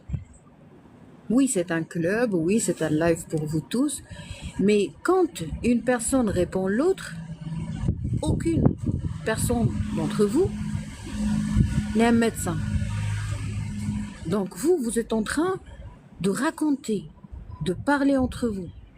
Alors ces communications collatérales veulent dire que moi je n'ai pas d'importance. Je l'admets déjà, j'admets. Quand les abonnés commencent à discuter entre eux dans les commentaires, ça veut dire que moi je n'ai pas d'importance. Alors si vous ne me respectez pas, je vais vous éliminer de mon champ visuel. Moi c'est comme ça que ça marche dans ma tête. Et tout le monde doit vraiment... ça doit fonctionner comme ça partout. Tu me respectes pas, j'accepte. Je prononce pas un seul mot. Mais je vous fais disparaître de mon champ visuel. C'est-à-dire quoi? C'est-à-dire que vous allez continuer à parler entre vous en bas et partager et échanger des informations qu'on ne sait pas si sont vraies ou pas vraies. Vous êtes en train de partager vos sentiments, votre vécu. Voilà, ce sont des réactions. Ce ne sont pas des réponses, ce sont des réactions. Il y a les hommes qui disent que la femme n'a pas le droit, les femmes disent que les hommes n'ont pas le droit. Vous êtes en train de parler comme tous les Marocains. Voilà. C'est un débat respectueux. Ben, vous pouvez débattre tranquillement, Madame Sheima. C'est moi la directrice du live. C'est moi la doctoresse. C'est moi qui a préparé ça. C'est moi qui ai étudié 8 ans, après le bac, et d'autres années. C'est moi qui fais les recherches. C'est moi qui partage ça avec vous. Alors, qu'est-ce que vous allez gagner de l'abonné qui parle en bas? Est-ce qu'il a un savoir médical? Est-ce qu'il a déjà traité des malades? Pourquoi vous échangez avec lui? Oui, un débat respectueux, donc vous voulez débattre. Très bien. Alors ça, c'est une information que j'ignorais. Donc, vous ne voulez pas apprendre des choses médicales. Vous voulez débattre. Très bien. Alors, si on veut débattre uniquement pour débattre, c'est-à-dire qu'on veut débattre. On veut discuter. Alors moi, je me suis trompée. Moi, je croyais que vous êtes des abonnés qui avaient besoin de mon expérience médicale. Puisque vous voulez discuter entre vous d'une façon respectueuse, je vais vous laisser tranquille en bas. Et moi, je vais parler toute seule avec les esprits, avec les gens qui ne taguent pas. Les gens qui ne taguent pas, ce sont des gens qui vont me parler. Les gens qui parlent entre eux, ce sont des gens qui vont discuter. Donc, je respecte. Je respecte. Mais je ne vais plus lire vos commentaires. Parce que vous n'êtes pas là pour ma conférence. Vous êtes là pour discuter. C'est pas méchant. Peut-être que vous n'avez pas d'amis. Peut-être que vous n'avez pas... vous voulez juste parler. Mais moi, je travaille comme un avion. Donc je consomme beaucoup de carburant, beaucoup d'énergie. Alors je ne peux pas consommer beaucoup ou dépenser beaucoup de carburant pour quelqu'un qui veut juste discuter. Vous voyez, ça s'appelle une classification. Alors la classification et le classement et la mise en ordre, c'est très important. On appelle ça encore également la gestion de l'énergie. Pour que je puisse me protéger de l'épuisement, il faut que je fonctionne ainsi. Les abonnés qui veulent discuter entre eux et mener à un débat respectueux, avec tout le respect, je vous souhaite la bienvenue. Parlez entre vous. Moi, je suis doctoresse, je partage quelque chose de très beau, de merveilleux, qui peut changer des vies. Entre vous, vous avez des informations que vous ne savez même pas si sont vraies ou pas. Vous êtes en train de parler de votre vécu, de vos sentiments, de cette discussion de reptiliens et de féministes entre vous. Bah, allez-y, bravo. C'est comme ça qu'on va créer une société bourrée de haine. Vous parlez entre vous un débat respectueux qui va mener à une seule chose, c'est quoi? C'est la haine. Se justifier. Mais pourquoi vous vous justifiez?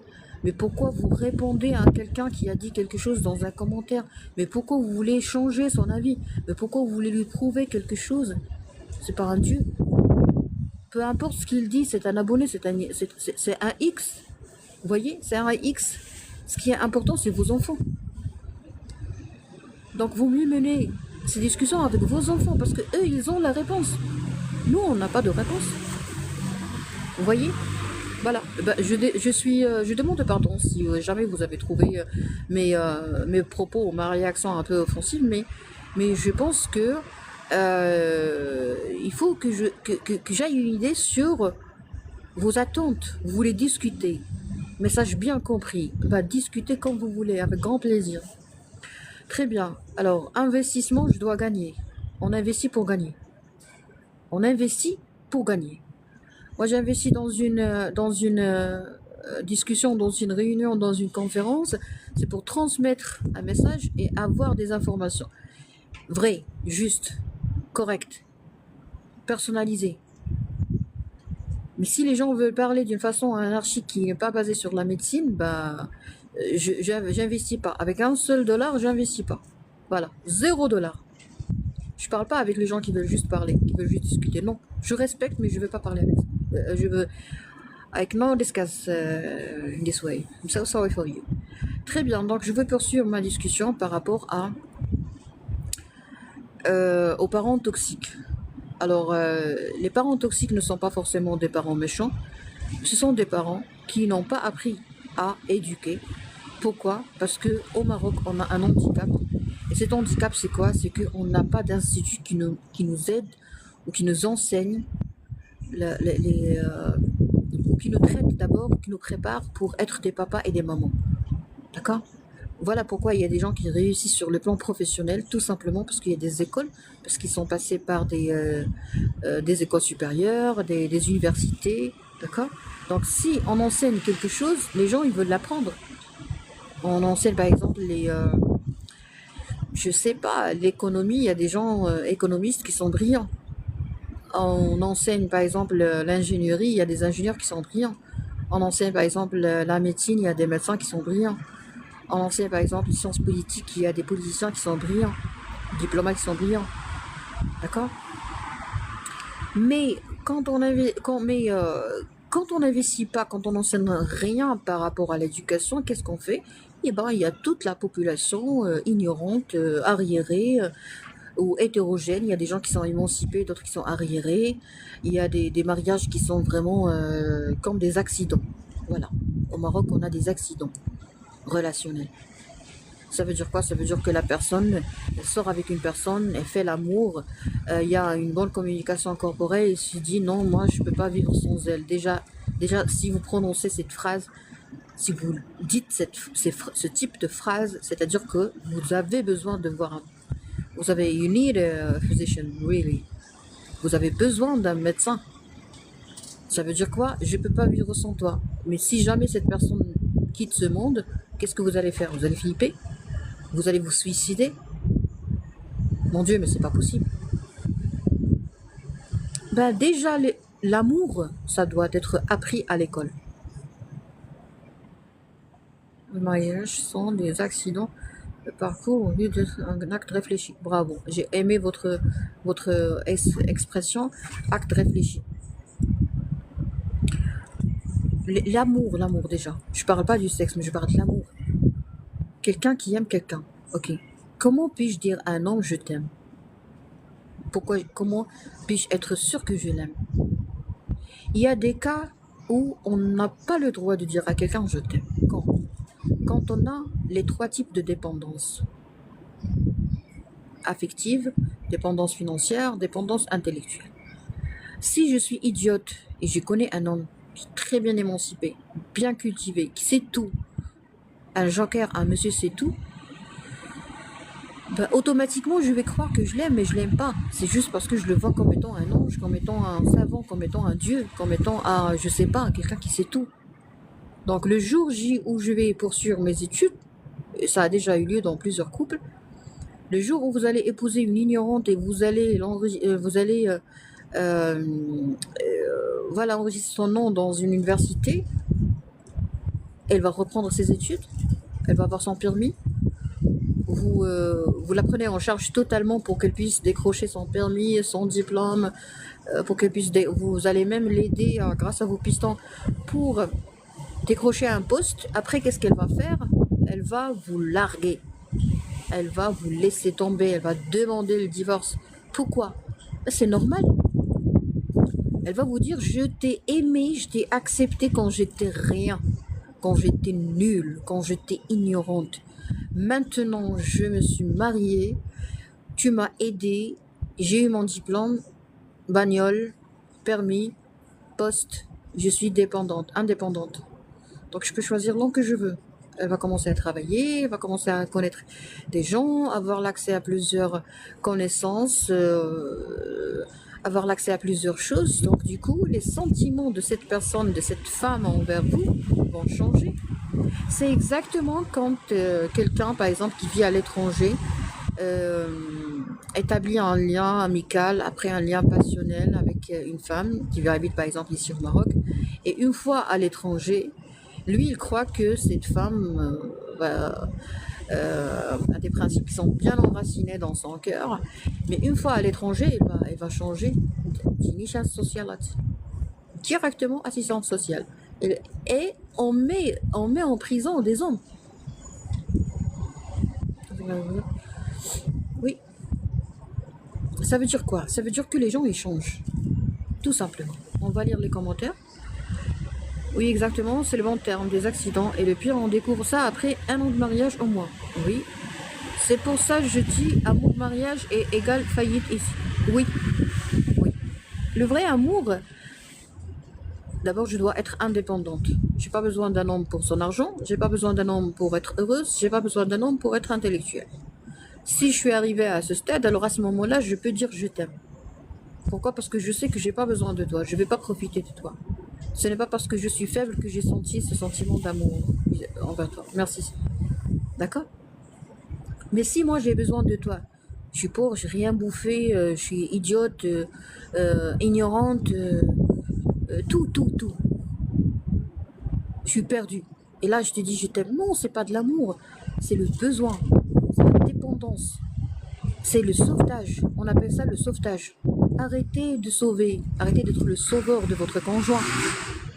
Arrêtez d'être le thérapeute de votre conjoint. Arrêtez d'être la carte bancaire de votre conjoint. Arrêtez d'être le chat GPT de votre conjoint. Voilà. Vous donnez l'argent à une femme, elle va vous aimer, c'est normal. Et après, elle va découvrir qu'elle ne vous a jamais aimé. Donc pourquoi elle a dit je t'aime? C'est comme ça, parce qu'elle vous a aimé au moment où vous avez été généreux avec elle. Donc pourquoi vous allez être vexé une fois par exemple elle décidera de vous quitter? Vous êtes immature. Voilà, c'est l'immaturité émotionnelle qui met au danger les cœurs des gens.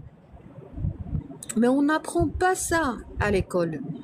Oui, dans les écoles, les écoles de la mission et tout, on apprend ça. Mais pas dans toutes les écoles marocaines. D'accord?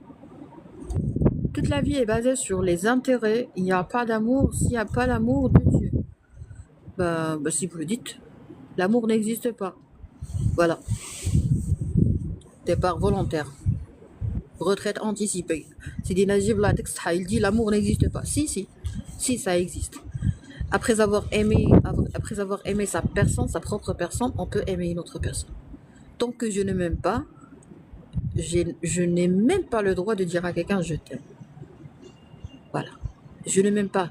Si j'ai jamais dit je t'aime Asma, et si j'ai jamais prouvé à Asma que je l'aime, sans être narcissique, sans être égocentrique, sans être arrogant ou égoïste, je m'aime. Wallah, l'amour existe. Bravo. Oui, je veux bien. Vous avez vécu l'amour. Sidi Najib, ne tentez pas de me manipuler en live, d'accord? Ça marche pas. Je suis une prof de manipulation. Vous avez dit l'amour n'existe pas pour que je réponde, et après vous m'avez dit avez-vous vécu l'amour? Je vais vous répondre de la façon que vous méritez, Sidi Najib. Vous voulez avoir une idée sur mon cœur. Est-ce que j'ai déjà aimé un homme ou pas? Il n'y a que c'est ça. Vous voulez manipuler en direct pour que je réponde. Voilà, parce que moi, je ne vous ai pas posé la question. Déjà 25 abonnés, c'est un faux compte. L'amour, c'est pas forcément verbalement, mais par les actes. Alors, Sidi Najib, je veux vous dire une chose. Le live de ce soir, c'est pour les hommes, les vrais hommes. Vous n'êtes pas un vrai homme. Vous êtes un gamin. Votre exposé est très instructif. Merci beaucoup. Vous êtes un gamin. Moi, je suis âgé de 37 ans et dans 2 mois ou dans 3 mois, j'aurai 38 ans. Un âge merveilleux. Vous savez, ça veut dire quoi, 38 ans? 38 ans, c'est les fruits mûrs. Vous parlez avec un fruit mûr et mature. Donc, à votre avis, comment moi je vois les hommes?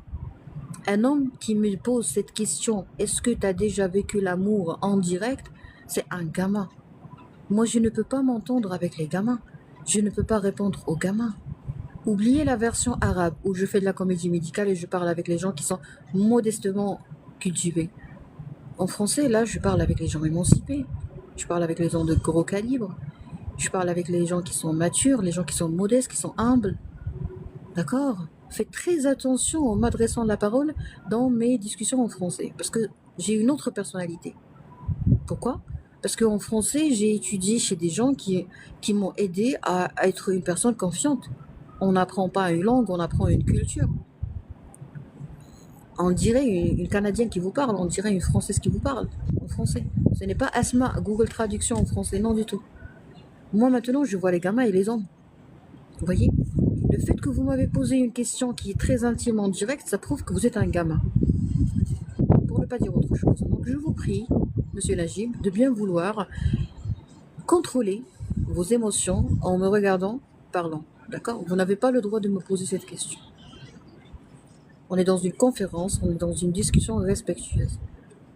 D'accord? Mes sentiments, mes vécus, mes expériences, ça ne vous regarde pas. Vous voyez? Merci. Merci. Alors, on va lire les commentaires. Vous paraissez plus jeune, je vous donnerai 28. Ah, merci beaucoup. S'il vous plaît, parle-nous de la comédie médicale. Oui, avec grand plaisir. Trop belle, merci. Je mets le filtre également. T'es trop belle, comment? Monsieur Saïd, comment? Ça veut dire comment je suis belle, je mets le filtre pour être belle. Plus belle. Alors les gamins, je suis vraiment désolée, je ne vais pas continuer à vous répondre. Et je suis désolée, hein. Ça me fait mal au cœur de voir des compatriotes aussi immatures que vous. C'est désolant. Voilà pourquoi je pense qu'il faut absolument consacrer un budget. L'État doit vraiment investir avec un budget précis pour créer des fondations ou des instituts où on pourra éduquer d'abord les gens qui vont devenir des parents, futurs parents. Vous avez besoin d'être éduqués parce que sinon vous allez mettre au monde des gens aussi immatures que les gens qui me parlent maintenant par rapport à de ma vie privée. C'est honteux d'avoir des gens comme vous, des hommes comme vous qui parlent de la vie privée des gens. C'est honteux. Vous êtes un fruit d'une éducation qui n'a pas été bien faite. Voilà. Vous n'êtes pas responsable de votre manque de galanterie, de manque de maturité, mais s'il y a quelqu'un à reprocher, ce sont vos parents. Et si en creuse, on va découvrir que vos parents, eux aussi, ils ont été victimes de leurs parents. Et malheureusement, nous, on paye les pots cassés. Vous voyez? Voilà pourquoi je suis vraiment désolée pour vous, parce que vous êtes des bébés, des gamins, vous êtes des victimes de vos parents, tout simplement. En se référant à la pyramide de Maslow, l'amour est au 3e palier. C'est pas une priorité. Ah, pour moi, l'amour, c'est une urgence. C'est une urgence, carrément. Vous voyez? C'est une urgence. On peut pas, en tant que femme, hein, peut-être que les hommes, les choses ne fonctionnent pas ainsi dans votre tête, mais pour une femme, l'amour, c'est urgent, c'est primordial. Au quotidien et dans toutes les étapes et de tous les types d'amour. Vous voyez? C'est primordial. Parce que c'est l'amour qui fait fonctionner. C'est grâce à l'amour Nous, déjà, on est le fruit d'un amour. Vous voyez? Pourquoi il y avait de l'amour pour pouvoir faire un acte sexuel et avoir une conception et avoir une grossesse et avoir un accouchement et avoir un bébé au monde. Vous voyez? Donc l'amour, il est beau, il est merveilleux. Quand il est pur et purifié. Comment peut-on s'assurer de la pureté de l'amour c'est tout simplement en développant suffisamment l'indépendance affective, intellectuelle et financière. Voilà. Je ne dois pas avoir besoin de la carte bancaire de mon conjoint, je ne dois pas avoir besoin de lui pour survivre, ça veut dire que je ne dois pas l'appeler H24, et je ne dois pas avoir besoin de lui pour faire un retrait depuis d'un guichet, par exemple. Vous voyez? Je peux résoudre mes problèmes toute seule. Ou c'est bien de partager, ou c'est bien d'avoir quelqu'un avec qui je peux échanger, avec qui je peux voilà, partager, demander de l'aide, demander des informations, discuter, d'accord? Mais si vous êtes là juste pour donner, je pense que c'est une relation qui est déséquilibrée. Donc déséquilibre et amour ne peuvent pas coexister. C'était le sens de ma phrase. Ah d'accord, très bien. Voilà, donc on est arrivé à la fin de cet épisode qui parle des parents toxiques. Je suis désolée, je suis un peu exigeante, très très ferme. Et j'essaie de faire mon mieux pour être soft. Hein, vous devez le savoir. Mon grand amour, c'est mon enfant. Je suis désolée pour vous. Hein. Ça paraît positif, mais vous savez, un jour, j'ai vu un confrère, un chirurgien dentiste qui s'appelle Younes Shraibi, que j'aime beaucoup. Hein. C'est quelqu'un de très très de très beau, de très pur. Et un jour, il a dit à une animatrice, je pense, oui, de fait, t'es chiante surtout. Pourquoi vous dites que je suis chiante? Je comprends pas, monsieur, pourquoi vous dites ça. Ah, c'est votre façon de dire merci après avoir terminé ma conférence. Ben, je vous en prie. Voilà, chez vous, c'est ainsi qu'on dit merci. J'accepte, j'admets, il faut admettre. Voilà, pour co-vivre, il faut admettre. Donc, Sidi Younes, c'est un chirurgien dentiste qui a un jour dit un truc merveilleux. Oui, c'est quelqu'un de très gros calibre. Et il lui a dit, c'est ma femme qui est prioritaire, c'est ma femme qui est la personne la plus intéressante. Elle a dit, comment ça? Ce ne sont pas des enfants? Si, il a dit, mes enfants, et ils font partie de mes priorités, mais un jour ils vont quitter la maison. Mes enfants, un jour ils vont se marier. Ma femme restera toujours avec moi. Donc elle la prend pour un coéquipier. Et ça, c'est beau en fait. Alors quand on dit que mes enfants sont la chose la plus importante dans ma vie, c'est beau quand même. La vérité est difficile à digérer, mais oui. Donc c'est beau d'aimer ses enfants, c'est beau. Hein? C'est des Karim, c'est beau. Mais, au Ramadan Karim, vous mettez que Ramadan Karim. Mais je pense que on doit cultiver et arroser l'amour. Déjà, il faut aimer. Et si on a aimé quelqu'un qui n'a pas été à la hauteur, c'est tout simplement parce que nous, on a été immatures. Tu es à la campagne. Non, j'aurais bien aimé être à la campagne. On est en train de Comment parler de ce sujet de manière comédie médicale? Je comprends pas ce que vous voulez dire. Je comprends pas. N'importe quoi, wallah. Monsieur Saïd, vous m'avez dit je suis chiante, vous m'avez dit n'importe quoi. Je vais vous dire une chose, monsieur.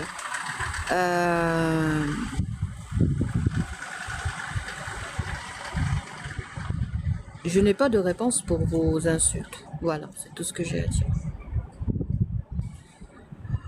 Ça, on appelle ça une balle. En médecine, on appelle ça une balle. Dire à quelqu'un je n'ai pas de réponse pour votre insulte, c'est une balle. Et vous, malheureusement, vous continuez à m'insulter parce que vous n'avez pas compris le langage médical. Cordialement, Dr Asma Hamdoul. Donc, Sidi Shraibi, Dr Shraibi a dit que sa femme est très importante, elle est la plus importante, elle est prioritaire. Et ça, c'est beau. pourquoi lui, il dit ça? Parce qu'il sait, il se connaît. Nous, on doit connaître notre nature, il faut l'admettre. J'aurais aimé rester sur notre live. Merci beaucoup, les chéris. D'accord? Donc, qu'est-ce que vous avez dit, monsieur Saïd? Vous avez dit, je suis chiante. Voilà. Voilà, je vais épingler votre commentaire, Sidi Saïd. Et je vais prendre une capture d'écran. Et je vais prendre une capture d'écran de votre profil. Voilà. Je suis ravie, monsieur Saïd. Je suis ravie parce que vous m'avez dit que j'étais chiante. Bonjour. Très bien. Donc, on disait quoi? On disait que l'amour, ça existe. L'amour, c'est une culture. Et si quelqu'un vous a fait mal après une histoire d'amour ou une pseudo-histoire d'amour, eh ben, tout simplement parce que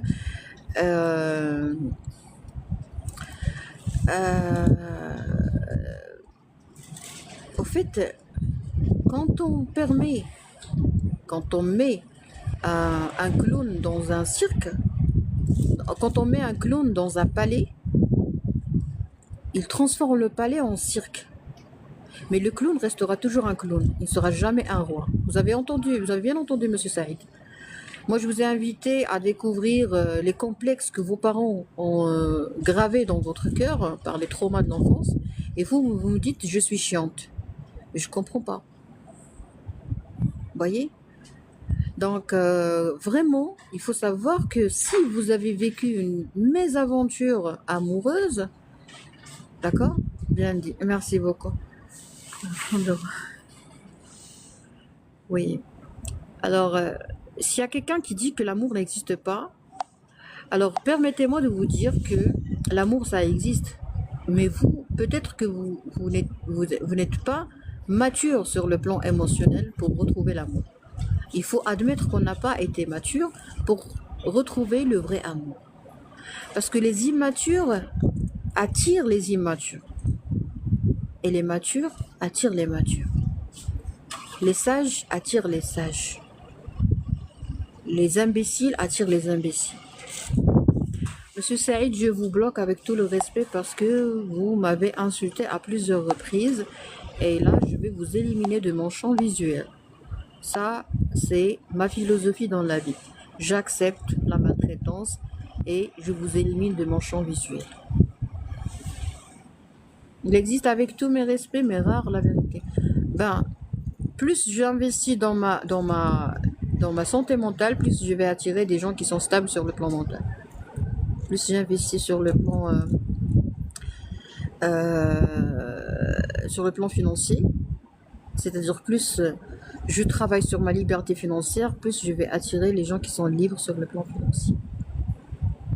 Ça veut dire que plus je vais riche, plus je deviendrai riche, plus je vais attirer les riches. Est-ce que vous êtes d'accord avec moi, Sidi Amido?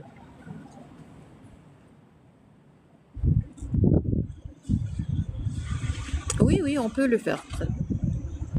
Je suis d'accord. Bah, bravo. Plus on devient riche, plus on cherche les riches. Plus on attire les riches. Plus on va fréquenter les endroits où les riches s'amusent comme ça pour se sentir à l'aise, tout simplement.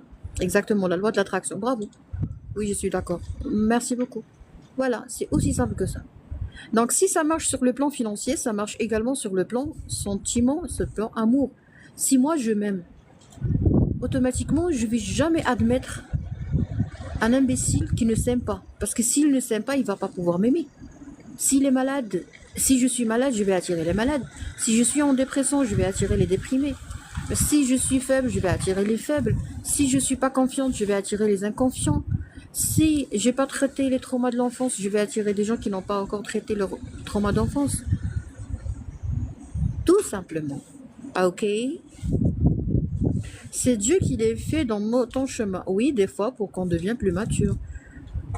Pour qu'on devienne la meilleure version de nous-mêmes. Voyez? Donc la vie, elle est belle. Soit on devient mature en planifiant ça, en faisant des thérapies, en fréquentant des endroits moins toxiques, soit il y a Dieu qui va nous envoyer des cadeaux sous forme de personnes qui vont nous donner des leçons. D'accord? Par exemple, plus on est modeste avec les ingrats, plus on va souffrir. Donc qu'est-ce qu'on doit faire? On doit être modeste, ok, mais tout en restant sélectif.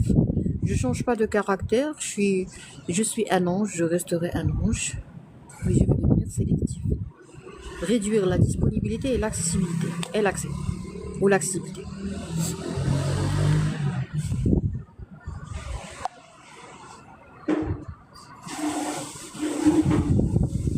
D'accord? Oui, Sabi Glow, j'ai dit oui. J'ai dit oui. Mais si vous reprenez votre commentaire, c'est-à-dire que vous voulez que je relise votre commentaire. Je ne vais pas relire votre commentaire. D'accord? Parce que ça, c'est un piège de manipulation. Vous voulez que je dise quelque chose pour l'enregistrer. D'accord? C'est pas un délire de persécution de ma part, mais c'est un acte de manipulation de votre part. Après avoir passé 5 ans de recherche par rapport à l'immunité émotionnelle sur les réseaux sociaux ou l'immunité électronique, j'arrive plus ou moins à détecter les manipulateurs aisément.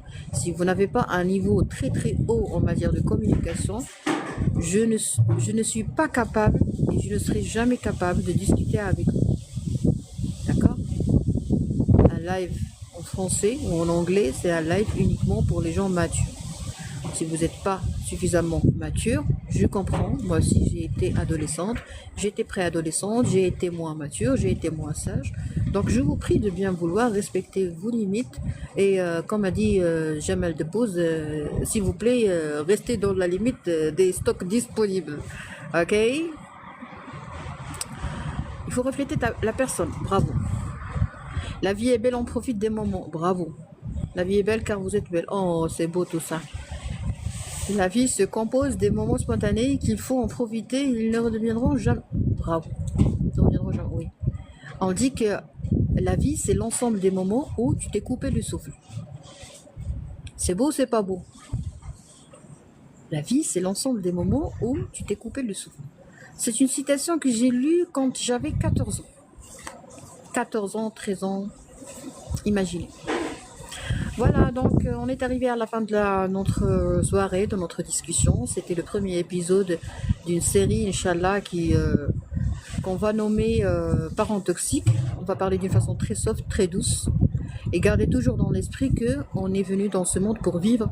Et les parents, une fois nous mettent au monde, leur travail est terminé.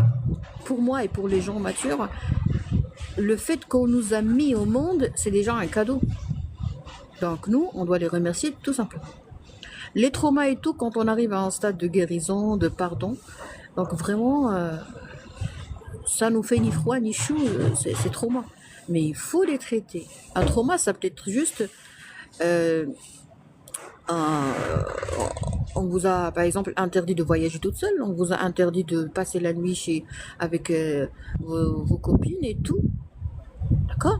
Vous savez que chez nous, les Marocains, et je suis d'accord avec les parents, la fille ne doit pas passer la nuit dehors chez sa copine. Alors, par exemple, à l'école, le matin, quand on commence à parler de ça, vraiment, ça brûle parce que ça fait mal, parce qu'il y a toutes les filles qui se disent « Hier, on a vu ce film ensemble, hier, on a vu tel film ensemble », alors que moi, je pouvais pas le faire. Donc ça, c'est un trauma.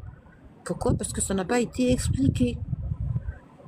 Alors, quand on fait de l'hypnothérapie et de beaucoup de choses, de plusieurs séances, on comprend que les parents ont bien fait de nous interdire de passer la nuit dehors. Pourquoi? Parce que à chacun sa maison.